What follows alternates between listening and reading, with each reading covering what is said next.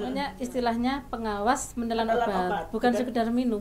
Jadi kalau minum ini memang betul kejadian, disembunyikan di sinilah, di sebelah ya, disembunyikan, ternyata enggak ditelan gitu. Itu kan dia minum aja tapi enggak ditelan.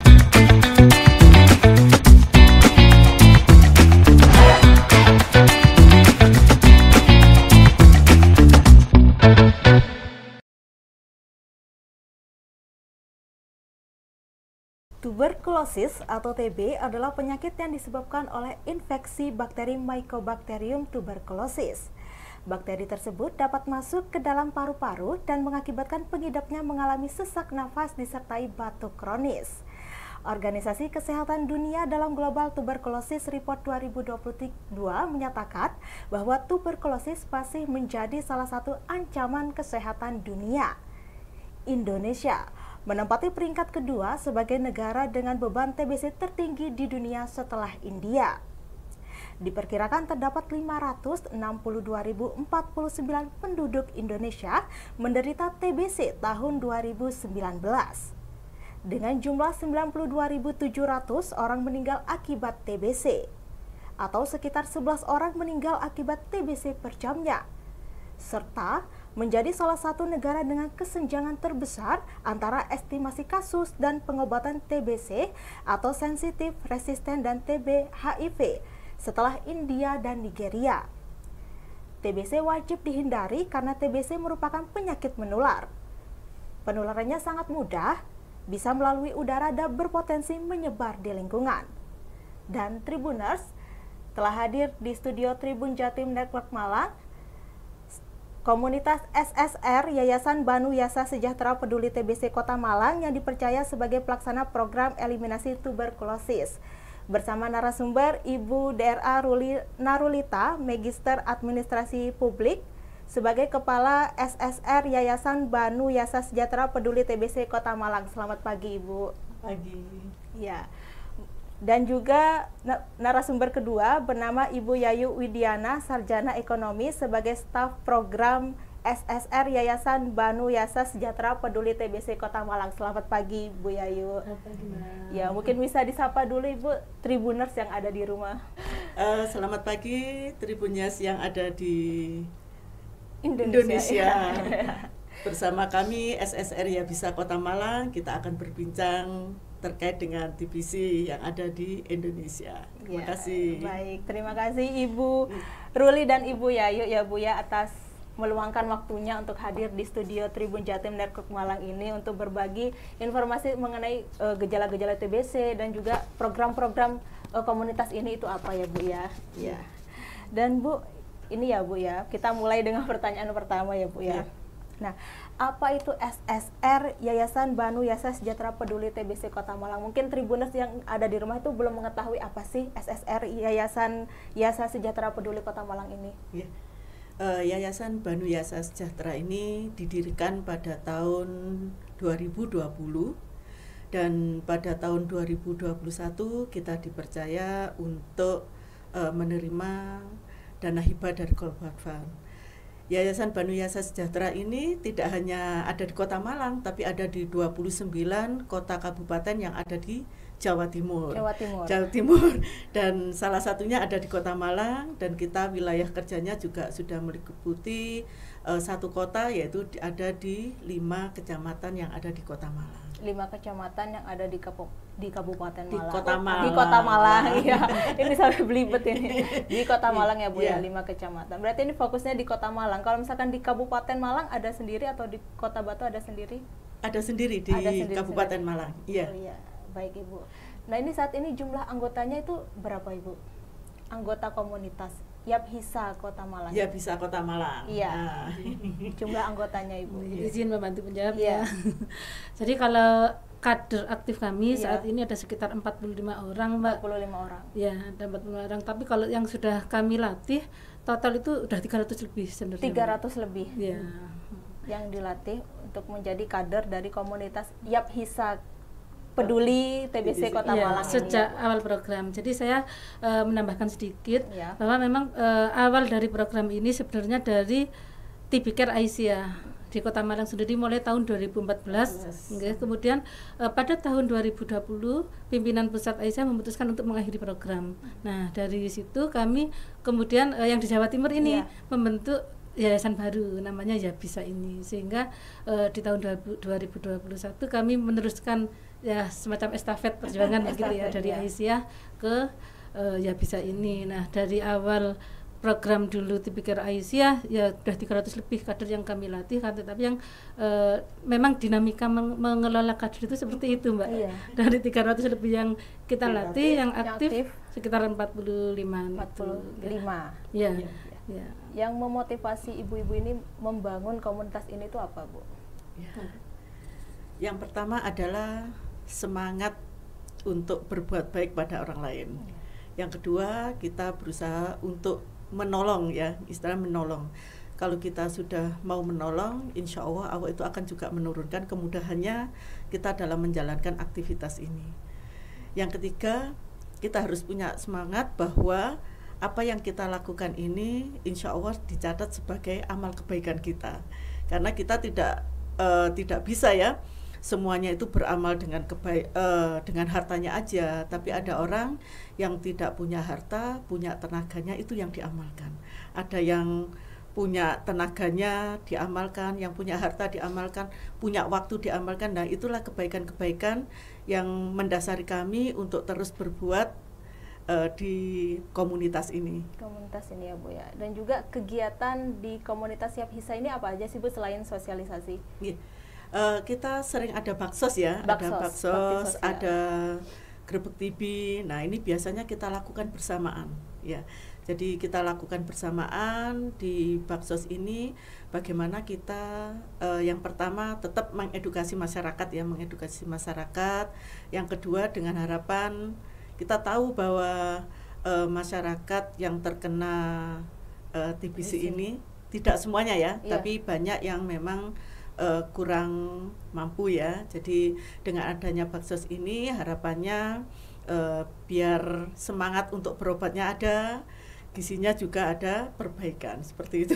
Perbaikan seperti itu ya Bu. Yeah. Dan juga saya balik lagi yang ke anggota itu ya Bu ya. Itu katanya yang saya baca itu pernah saya baca di artikel ini anggotanya ada yang mantan pengidap TBC. Ini benar gak sih Bu? Ya, betul Mbak. Jadi kami selain mengelola program untuk TB sensitif obat, jadi TB itu ada beberapa macam gitu ya. TB sensitif obat, TB resisten obat gitu. Untuk pendamping pasien yang TB resisten obat itu memang sebagian besar adalah mantan pasien TBRO begitu. Kapan-kapan mungkin bisa diundang di sini. Iya. Enggak apa-apa, dengan senang hati. Iya. Ini menarik sekali kalau mendengarkan cerita teman-teman mantan pasien pengidap TBC ini yang sudah sembuh. Ya, karena memang selain itu adalah amanah dari Global Fund begitu. Memang ketika yang mendampingi pengobatan ini adalah mantan pasien, mereka kan lebih mudah begitu menjawabnya begitu kan. Misal, aduh saya efek samping obat, saya pusing, saya misalnya misalnya mohon maaf telinga saya berdenging atau pendengaran saya berkurang. Dan saya sudah pernah kan jawabnya kan enak begitu. Ya, orang juga otomatis akan termotivasi gitu kan. Oh, yang dulu juga mengalami hal yang sama dengan saya, ini buktinya sembuh gitu. Itu sih intinya itu. Intinya seperti itu ya Bu ya. Penderita TBC itu kira-kira sembuhnya berapa lama sih Bu? Jadi kalau TB sensitif obat itu pengobatan kurang lebih 6 bulan Mbak. 6 bulan? Iya 6 bulan. Kalau resisten obat itu 18 sampai 2 tahun. Tetapi sekarang ada yang jangka pendek pengobatan 9 bulan. 9 bulan. Untuk yang resisten obat itu. Tapi saya lihat masih banyak juga yang masih menggunakan metode yang lama yang pengobatan yang jangka waktu yang 18 sampai 22 bulan itu. Tergantung kayaknya, tergantung dari tim ahli klinisnya rumah sakit gitu. Itu perbedaannya seperti apa Bu yang 18 sama yang 2 tahun? Yang 6 bulan itu. Iya. Jadi kalau yang 6 bulan itu dia masih sensitif obatnya begitu. Tapi kalau yang sudah resisten obat dia resisten terhadap beberapa macam obat. Nah, itu yang membedakan, Mbak. Yang membedakan ya Bu. Ini katanya juga penderita TBC itu harus minum obat selama 6 bulan ya Bu ya? Iya, 6 betul. bulan. Tapi tuh ada ya Bu ya yang minum obat tuh cuman 3 bulan. Itu kenapa itu? Ya mungkin karena memang sudah merasa enak Iya, begitu, nekat ya, akhirnya Bu, ya. memutuskan sendiri gitu. Ini kayaknya saya sudah enak, sudah Iya. berhenti gitu. Nah itu yang menjadi salah satu faktor bisa resisten obat tadi Mbak. Kalau udah resisten pengobatannya lebih lama. Lebih lama lagi ya Bu ya. Tapi ada gak sih Bu yang kasus tuh penderita TBC itu tuh sampai meninggal gitu kira-kira? Ada Mbak. Di Kota Malang ini Iya, ada. iya. Jadi kalau kita berbicara terkait dengan angka kematian ya itu memang lebih besar jika tidak melakukan pengobatan gitu. Hampir kalau kemarin saya melihat data itu 50% dari orang terkonfirmasi TBC yang tidak melakukan pengobatan itu 50% meninggal. 50% meninggal. Itu gejalanya apa? Tidak cepat ditangani atau mereka nggak tahu gejala awal TBC itu apa? Macam-macam sih, bisa jadi karena memang tidak menyadari bahwa mereka ini sebenarnya TBC. TBC gitu ya Bu. Ya, yaitu peran serta dari media seperti Iya. Tribun News ini. Ini sangat baik Mbak. Iya. Kalau saya membayangkan jika semua media bisa seperti Tribun News ini, Iya. itu otomatis semua masyarakat menyadari begitu, Iya. bisa segera melakukan deteksi dini, oh saya ini TBC atau tidak gitu. Kalau dia sudah menyadari itu, Iya. dia kan secepatnya mencari Berobat. pertolongan, Iya, gitu, pertolongan. memeriksakan diri lah begitu. Nah dan itu tidak sulit-sulit sekarang, Iya. ada kader di setiap kelurahan itu, Kelurahan. ya dia tinggal menghubungi kader atau menghubungi saya nggak apa-apa, Iya. menghubungi saya. Nanti akan saya kirim kader terdekat dari wilayah tempat tinggal, tinggal menyiapkan fotokopi KTP, sama nanti kami kasih pedahak begitu ya. Ya tinggal pedahaknya itu diisi dengan dahak gitu. Nah nggak perlu ke layanan, nggak perlu kemana-mana. Nanti hasilnya apa kan kami nggak perlu ke informasikan. dinas kesehatan gitu ya. Nggak perlu. Melalui komunitas Ya Bisa Kota Malang ini ya Bu. Iya, Hubungannya gratis. ke Ibu Yayu ya Bu. Iya. Iya. Ibu Yayu. Ya. Dan juga ini juga kalau gejala dari TBC sendiri itu apa sih Bu gejalanya? Iya. Gejala Gejala yang paling utama, Iya. yang utama itu adalah batuk. batuk, Ya. Jadi kalau secara komunitas kami kering, batuk berdahak. kalau dari komunitas pokoknya Ya. semua jenis batuk. Semua jenis betul. Semua Mungkin jenis batuk, mau batuk kering mau batuk Batuk berdahak. bas. ya. Kalau mungkin nanti ada dokter yang mengatakan bahwa batuk minimal 2 minggu begitu. Batuk minimal 2 minggu. Ya, batuk padahal minimal 2 minggu. Tapi kalau yang kebijakan sekarang ini Ya. semua jenis batuk tanpa melihat durasi. Melihat durasi. Tanpa melihat durasi. Terus ada gejala lain Kemudian kan, Bu? ya betul. Jadi ada gejala lain seperti sesak nafas, kemudian berat badan menurun. ya karena nafsu makan turun, kemudian berat badannya juga ikut turun, begitu demam, riang, ya gitu. Seperti itu ya. Ya betul. Tapi kalau misalkan seorang perokok ya Bu ya, biasanya kalau seorang perokok itu kan batuk-batuk ya Bu ya. Nah kadang tuh batuknya batuk kering, batuk berdahak gitu ya Bu ya. Kalau Iya. seorang perokok itu bisa termasuk jenis TBC gak sih Bu? Ya, jadi selain ada tadi gejala utama, Ya. kemudian ada gejala lain, itu juga ada namanya faktor risiko, Mbak. Faktor risiko. Jadi ya orang-orang yang memiliki faktor risiko ini antara lain ibu hamil, perokok. lansia, perokok, orang dengan diabetes Mellitus. mellitus, kemudian yang terakhir itu adalah orang yang pernah melakukan pengobatan tetapi tidak tuntas. Yang seperti Mbak ceritakan tadi, minum 3 bulan, tidak diselesaikan seperti itu. Berarti itu masih bisa terkena TBC ya Bu, yang nggak tuntas Malah minum obat. beresiko jadi Beresiko. resistan. Resisten Iya. itu. Iya. Berarti obatnya harus habis ya Bu ya. Ya, Iya. harus diminum. Istilahnya itu tepat dosis, tepat cara dan tepat waktu.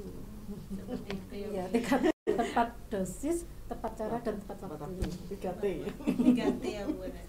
Nah ini kan kalau misalkan ya Bu ya, ada tetangga gitu, misalkan oh ini nih gejala TBC nih, misalkan batuknya tuh batuk batuk kering sama batuk berdahak, terus malamnya tuh dia sering meriang kayak gitu tuh Bu ya. Berarti nanti menghubunginya ke Ya Bisa Kota Malang ya Bu ya. Ya, betul. Tapi Mbak. ada gak sih Bu kira-kira kasusnya itu misalkan anggota keluarganya atau tetangganya tuh punya gejala TBC gitu, tapi mereka enggan untuk melaporkannya gitu Bu, atau untuk memeriksa kesehatan mereka gitu, karena menurut mereka tuh TBC itu merupakan aib yang harus ditutupi. Itu ada gak sih Bu kasusnya seperti Banyak, itu? Mbak. Banyak. Banyak. Dan itu PR kita bersama. Ada ya, Bu? Iya. Iya. dan itu PR yang paling sulit gitu Mbak. Jadi kader-kader kami ini sebetulnya sudah masif begitu, turun ke lapangan melakukan investigasi kontak, melakukan penyuluhan begitu. Tapi memang ketika menemui orang yang sepertinya punya gejala TBC, tidak serta-merta mereka itu mau memeriksakan diri gitu Mbak. Dan ini PR yang paling susah kalau menurut saya. Ya betul. Dan biasanya ini kami mempelajari polanya begitu. Orang-orang yang awalnya menolak untuk diperiksakan begitu, nanti sekitar beberapa bulan lagi itu biasanya itu masuk ke rumah sakit dalam kondisi yang sudah parah begitu. Jadi alangkah baiknya melakukan deteksi dini begitu. Ketika memang ada gejala ya sudah, ketika kader membawakan PDH itu udahlah langsung diisi aja daripada repot-repot kan kelayanan gitu. Ya, tapi kan TBC ini bukan aib ya Bu yang harus ditutupi ya. Kan Mbak, ya itu stigma yang harus kita hilangkan. Yang harus dihilangkan Ibu. Iya. Tapi misalkan orang tuh yang terkena TBC mungkin mempunyai pemikiran tuh takut dikucilkan oleh masyarakat sekitar kalau misalkan dia tuh mengaku aku loh kena TBC kayak gitu. Takutnya mempunyai pemikiran seperti itu. Insya Allah ya sekarang itu kan edukasi kepada masyarakat itu sudah semakin banyak dilakukan, penyuluhan juga sudah dilakukan. Insya Allah masyarakat itu sudah mulai paham bahwa penyakit ini bisa disembuhkan gitu loh. Kalau kita tidak mau datang ke layanan, tidak mau berobat, dan tetangga hanya melihat aja tanpa ada dukungan mensupport bahwa untuk terus berobat, nah ini yang memang membahayakan. Tapi kalau support dari masyarakat misalnya itu ada, insya Allah kamu sehat, insya Allah kamu bisa sembuh. Nah itu mungkin semangat itu yang bisa membuat si penderita ini punya semangat bahwa oh iya ternyata aku bisa sembuh ketika saya melakukan pengobatan hingga tuntas. Nah ini ada kata-kata tuntasnya ini. Ya seperti itu. Jadi kalau kita merasa bahwa oh tapi tetangga itu insya Allah ya kalau kita sudah mengedukasi masyarakat itu tidak akan istilahnya oh iku loh sakit itu, saya kira sekarang sudah mulai berkurang ya, stigma itu sudah sudah paham, ya, Bu, ya? paham. Jadi kalau yang sakit ya harus segera melakukan pengobatan. Gitu. Dan juga dukungan dari keluarga dan orang-orang sekitar ya, Bu, Nah, support ya. Itu yang paling penting, support penting. sistem paling penting itu. Sehingga ada nganu PMO, jadi PMO. iya iya ada namanya pendamping menelan obat, pengawas menelan obat. Oh itu didampingi dalam Iya. meminum obat. Iya, penderita TBC. iya. Karena kan ya yang seperti diceritakan Mbak tadi, Iya. kalau 3 bulan merasa enak tidak diteruskan. Tapi kalau ada pengawasnya, ada pendampingnya, insya Allah sudah minum obat apa belum. Kadang-kadang itu pernah diketahui sampai ada yang meninggal, ternyata obat itu berada di bawahnya tempat tidur. Dipikir habis, ternyata belum. Iya. Berarti gara-gara minum obat tuh nggak tuntas ya Bu, nggak habis ya Bu ya. Iya. Nah, itu memang Makanya istilahnya pengawas menelan Menelan obat, obat, bukan bukan. sekedar minum. Jadi kalau minum ini memang betul kejadian, Iya. disembunyikan di sinilah, Di sebelah ya, disembunyikan ternyata nggak ditelan gitu. Itu kan dia minum aja tapi nggak ditelan. Gitu. Maka istilahnya pengawas menelan obat. pengawas menelan Dan paling ideal adalah keluarga terdekat. keluarga terdekat, pengawas yang menjadi pengawas. Iya, paling ideal itu keluarga terdekat. Tapi jika memang tidak ada keluarga, misalnya kok serumah itu semua sibuk kerja, semua sibuk aktivitasnya masing-masing, bisa dari ya orang dari selain keluarga, tetapi yang disegani gitu. Yang Bisa disegani. mungkin Pak RT-nya atau siapalah yang di lingkungannya itu. Bisa lewat WA, bisa lewat telepon. Tapi kalau memang benar-benar sudah tidak ada, bisa kadernya yang jadi. Kadernya. Ya. Jadi kemarin kami mengadakan seminar Mbak di RSIA itu, kami juga mengundang kader GRAS, Gerakan Aisyah Sehat. Dari seminar itu kami berharap nanti keterlibatan dari kader GRAS ini untuk bisa menjadi PMU itu. PMO itu. Iya. Ya tapi kan kadang kalau orang minum obat tuh rasanya bosen gitu Bu. Apalagi Nah, kan obat itu. tuh kan pahit gitu ya Bu di lidah gitu. Jadi orang kayak udahlah malas gitu minum obat untuk menghabiskan obat. Jadi dibiarkan. Iya, apalagi kalau TB yang resisten obat itu kan lama tuh Lama, durasinya. iya. Ya. Jumlahnya banyak. Iya, makanya ada pendamping yang dari mantan pasien tadi itu, namanya pasien supporter. Ya. Pasien supporter itu Iya. mantan pengidap TBC itu. Ya, jadi pasien supporter ini adalah orang-orang yang tergabung dalam yayasan juga namanya Panther. Panther. Ya, Pantang Menyerah. Pantang Menyerah ini adalah kelompok mantan pasien TB RU ini, Mbak. Gitu. Menarik ini. Menarik ya Bu ya, diundang Iya. ke sini sama Iya. Iya. Dan Bu untuk jumlah kasus ya Bu ya, kasus di Kota Malang sendiri tahun 2022-2023 ini jumlahnya berapa Bu orang yang terkena TBC sendiri di Kota Malang? Ya, kalau tahun 2022 itu jumlah kasusnya 2.435. 2.435. Ya. Kemudian kalau tahun 2023 data terupdate yang kemarin saya konfirmasi ke dinas begitu, itu sudah ada 881 dari Januari ke Mei ini. Mei 881 orang yang terkena TBC di Kota Malang sendiri ya Bu Betul. ya. Tapi memang kita punya banyak rumah sakit nih. Iya. Ya, karena itu saya lihat data dari tahun ke tahun itu memang sekitar 30% lebih itu adalah warga dari luar kota. Warga luar kota. Iya, yang Yang kemudian berobat, penegakan diagnosanya di Malang kayak gitu. Kan banyak tuh orang luar kota yang periksanya ke rumah sakit di Malang kota gitu kan. Seperti itu ya Bu. Dan untuk tahun yang 2021 itu Bu, berapa? 2021 Pak. Tapi memang tahun 2022 itu kemarin saya sempat berbincang dengan Dinas Kesehatan, memang estimasi sepertinya itu kasus tertinggi gitu. Yang 2022 itu Iya. tertinggi di antara tahun-tahun sebelumnya. Iya. Itu faktornya bisa tertinggi itu apa sih Bu yang menyebabkan tertinggi? Kemarin setelah kita pandemi COVID Iya. itu Mbak, kan memang sempat kegiatan baik komunitas maupun layanan gitu kan sangat terbatas gitu. Ya kan, Iya. sangat terbatas karena ya memang social distancing dan segala macam, sehingga ya otomatis temuan kasus pada tahun-tahun itu turun gitu, 2020 2021. Nah akhirnya puncaknya kita 2022 kondisi sudah mulai normal ini dan mulai banyak terdeteksi kasus, kalau menurut saya itu Seperti itu ya Bu. Dan juga peran Ya Bisa Kota Malang ini dalam program eliminasi TBC di Kota Malang itu apa Bu perannya? ya. Jadi kami mendapatkan amanah mulai dari deteksi dini TBC, begitu yang tadi itu sosialisasi itu Mbak, kan salah satu tujuannya untuk deteksi dini TBC, juga melalui kegiatan investigasi kontak. Investigasi kontak itu Iya. seperti apa itu? Jadi investigasi kontak itu jika ada pasien terkonfirmasi bakteriologis, gitu Mbak, Ya. dia wajib di screening orang di sekitarnya, terutama kontak serumah. Ya itu namanya investigasi kontak, orang serumah dan orang kontak eratnya. Kontak eratnya itu bisa teman kerjanya, tetangga yang sering berkunjung, pokoknya orang yang sering kontak lah dengan pasien.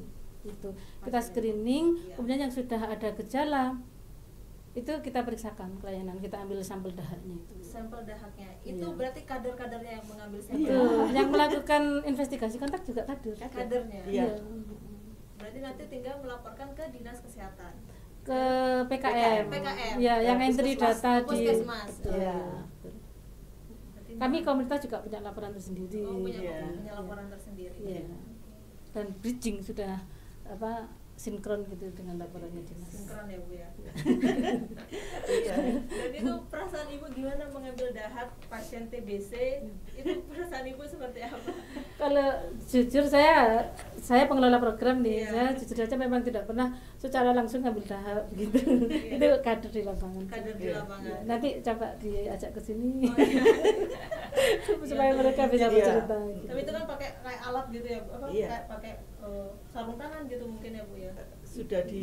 Sudah dibekali dengan ilmu perlindungan diri lah istilahnya begitu, harus pakai masker dan segala Iya, macam, masker. sudah ada. Sarung tangan mungkin ya Bu ya.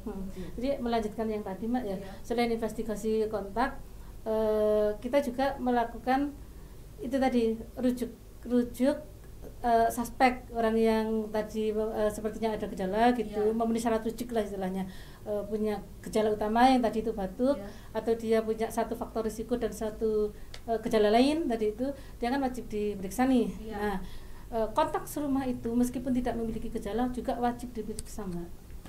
Wajib diperiksa. Kontak serumah ya. Kontak serumah. Itu wajib diperiksa. Mau gejala maupun tidak harus diperiksa. Harus diperiksa. Ya, itu sudah ada perpresnya begitu. Ada aturannya begitu.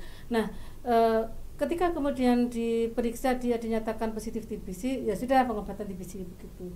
Tapi jika dia ternyata negatif begitu, maksudnya kondisinya baik begitu, atau memang dari awal sudah diketahui kok sepertinya tidak ada gejala begitu ya Mbak ya, itu nanti akan diberi TPT, terapi pencegahan tuberkulosis supaya tidak tertular. Ya.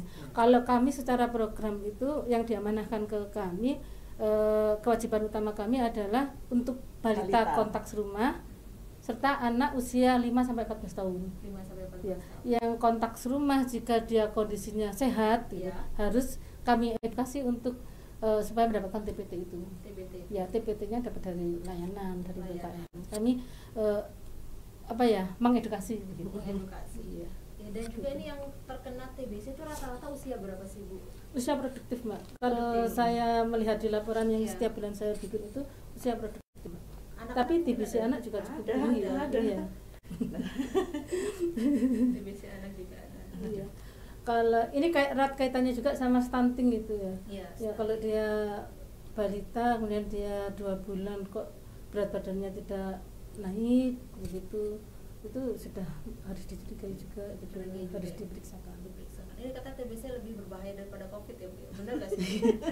Kok saya selaku pengelola program merasanya begitu. Ini mohon maaf tanpa membandingkan dua penyakit begitu ya. Kalau COVID itu mohon maaf sekali lagi, misalnya dia terpapar COVID kemudian dia positif kan paling tidak 2 minggu selesai begitu ya, entah sembuh atau mohon maaf tidak sembuh begitu. Tapi kalau TBC ini kan pengobatannya yang lama tadi, sehingga dampak sosialnya juga luar biasa. Banyak banget ya gitu. Nah, kembali lagi ke tadi ya, terkait dengan peran komunitas. Jadi mulai dari yang tadi sosialisasi, kemudian deteksi dini dengan screening TBC tadi itu kan, investigasi kontak dan screening itu tadi. Nanti jika ditemukan pasien yang positif begitu, yang negatif tadi itu yang kontak serumah kita anjurkan untuk TPT, yang ternyata yang kita periksa kemudian yang periksa ada yang positif, itu akan kita dampingi Mbak sampai sembuh. Jadi mulai awal sampai akhir gitu ya. Mulai awal sampai akhir didampingi sampai sembuh benar-benar sembuh. Sembuh total. Gitu. Nah kalau misalkan orang yang terkena TBC itu merasa udah sembuhan tuh gimana Bu ciri-cirinya? Aku udah enakan nih. Dengan pemeriksaan lagi ya, jadi paling nggak ada 3 kali pemeriksaan. 3 kali pemeriksaan. Tapi kalau misalkan orang itu sudah sembuh, tapi bisa nggak suatu hari nanti kena lagi TBC? Bisa, mungkin sekali itu. Mungkin sekali ya. Banyak. Ya jadi itulah kita harus menerapkan PHBS itu, pola hidup bersih dan sehat. Nah Bu, bagi Ibu sendiri untuk menghindari TBC itu bagaimana sih Bu? Menghindari penyakit ini gitu. Menghindari. Ya, yang utama ya PHBS tadi Mbak. Kita ini berada di negara sebagai endemi TBC gitu. Di mana hampir semua orang yang di sini sebetulnya itu sudah terpapar gitu Mbak, terpapar TBC. Hanya saja ketika kondisi imun kita bagus, ya kan, itu kuman TBC-nya di dalam tubuh itu tidur. Nah, hal apa yang paling baik kita untuk menghindari TBC ya? Kita sebaik mungkin menjaga imun tubuh kita. Punya jangan melakukan hal-hal yang sifatnya itu bisa membangunkan kuman di dalam tubuh gitu. Ya salah satunya merokok tadi itu. Harus dihentikan ya Bu ya. Sebaiknya sih. Sebaiknya harus dihentikan.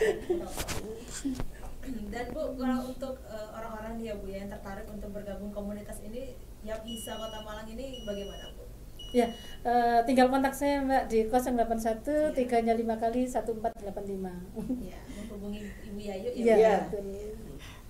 Alhamdulillah dalam setiap baksos kita dibantu oleh Taska. Taska itu adalah tabungan amal soleh keluarga Aisyah yang senantiasa membantu kami dalam setiap aktivitas sosialnya. Juga Lazis Muhammadiyah. Lazis Muhammadiyah ini alhamdulillah setiap saat ketika kita memerlukan bantuan untuk bakso senantiasa dibantu. Juga ada beberapa komunitas juga yang selalu memberikan donatur kepada kami sehingga kita bisa melanjutkan kegiatan-kegiatan sosial ini untuk masyarakat. Ada Sangu Akhirat, ada komunitas-komunitas lain juga yang secara rutin memberikan bantuan kepada Yayasan Banu Yasa Sejahtera ini. Terkait dengan stigma tadi Mbak, karena masyarakat banyak yang masih menganggap ini sebagai penyakit aib begitu. Pernah suatu ketika dulu tahun 2018 itu memang ada kejadian gitu, salah satu pasien dampingan kami itu sampai disewakan bedak Mbak di pasar. Bedak. Ditinggal di bedak pasar itu sama keluarganya. Jadi setiap hari dikirimi makanan gitu, setiap pagi, kemudian dikasih botol-botol gitu di sampingnya untuk dia membersihkan diri atau minum seperti itu. Kemudian waktu itu pasien TBC RU tulang begitu, jadi memang tidak bisa jalan Mbak. Tidak bisa berjalan. Taruh di bedak. Ditaruh di bedak sampai seperti itu. Dan itu luar biasa. Kalau TBC RU itu kan 6 bulan pertama dia harus disuntik nih, intensif, kecuali hari Minggu. Jadi makanya dulu itu ada bercandaannya dari layanan itu bokong holiday. Jadi itu maksudnya enggak disuntiknya itu loh, biasanya bokong holidaynya itu hari Minggu itu. Ya waktu itu salah satu PJ TB itu setiap hari mengunjungi ke bedaknya untuk menyuntikkan obatnya itu. Iya. Tuh sampai dia itu diceraikan sama istrinya begitu. Diceraikan istrinya karena nggak bisa berbuat apa-apa ya Bu ya. Iya, karena sakit cari nafkah juga Iya, nggak bisa ya. betul. Dan itu kita dampingi, alhamdulillah sembuh. Sekarang sudah sembuh. Sudah sembuh. Iya. Bahkan kemarin sempat membantu menjadi pasien supporter tadi itu.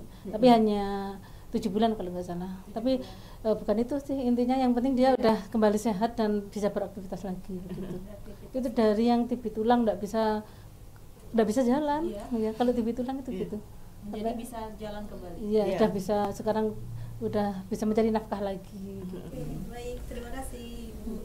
Terima kasih Ibu Ruli Narulita dan Ibu Yayu Widiana telah hadir di Tribun Jatim Network ya, berbincang-bincang mengenai peran komunitas ini, komunitas yang bisa sendiri, terus penderita-penderita TBC. Terima kasih ya Bu ya telah hadir di studio ini.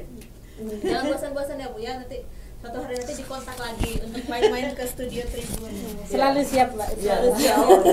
Baik Tribuners, sampai di sini dulu perjumpaan saya kali ini. Saya Septiana Cahena Putri dan Ibu Ruli Narulita. Yayu Widiana. Pamit undur diri dan sampai jumpa. Sampai jumpa lagi pada episode berikutnya pada podcast Cakap Sana Cakap Sini. Dadah. Tes TB gini Mbak. Iya. Tes TB. Oh, tes TB ini. Iya. Temukan, obati sampai sembuh. Temukan, obati dan sampai sembuh. Iya.